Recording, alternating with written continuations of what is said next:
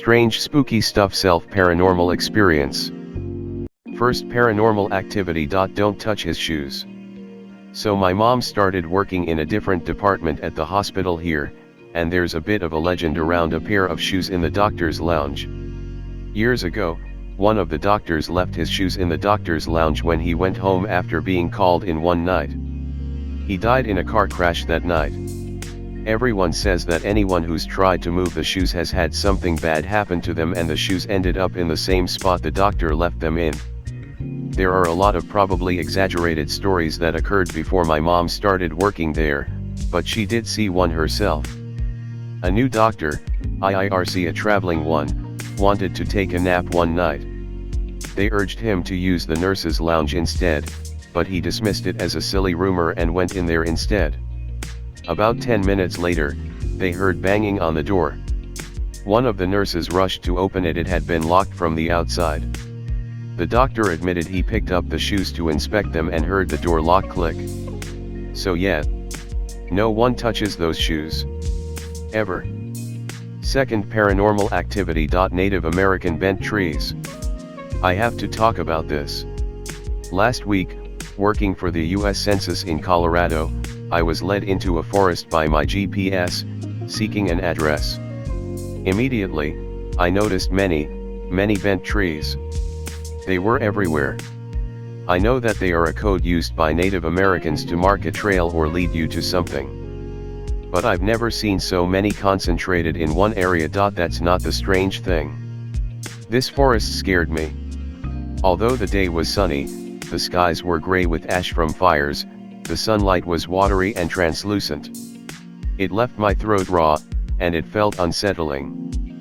I was given an address, and I think I found it, but there were two houses, deep in the forest, labeled with the same number. It became increasingly disturbing.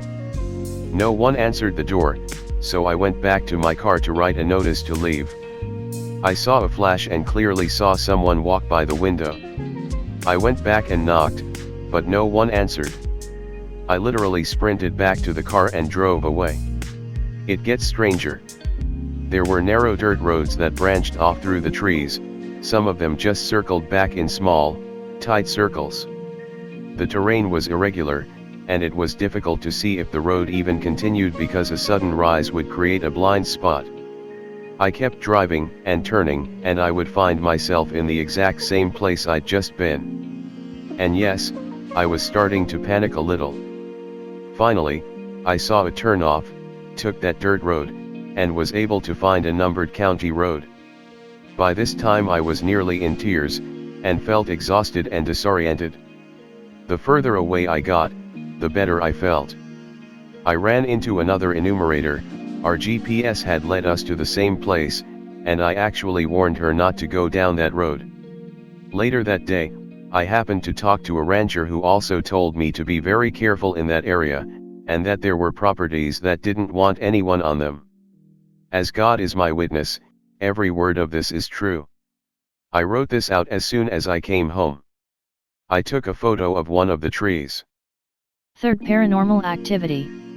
An object that causes disturbances. My husband and I have just moved into a new house a few months ago. It's a normal house, nothing out of the normal. Recently I have been bringing out my Halloween decorations and placing them throughout the house, as I am a huge Halloween fan. A week later, as I was rummaging through the garage, I found my old Ouija board decoration. Just a decoration, not the real thing. I placed it in my kitchen. That very night, we are sitting on the couch watching TV when we hear a loud thump from our hallway. We both turned and looked at each other like, what the F was that? I got up to inspect and nothing looked out of place. Later in the night I heard another thump and looked, but nothing. At this point my senses were high, felt a little spooked. As we were going to bed, we were laying down with our phones when the whole closet door shook, like someone banged on it. I freaked out. It was near 2:30 a.m. At the same time I saw my cat run out of the room, so I told myself, it was her, just to calm myself down. The next night, around midnight, we heard random thumps in the hallway. It was hard to sleep that night, something felt off. I thought back about that damn Ouija board decoration. That was the only new item I brought into this house. So the next morning I put it back in the garage. A week has passed and everything is normal again.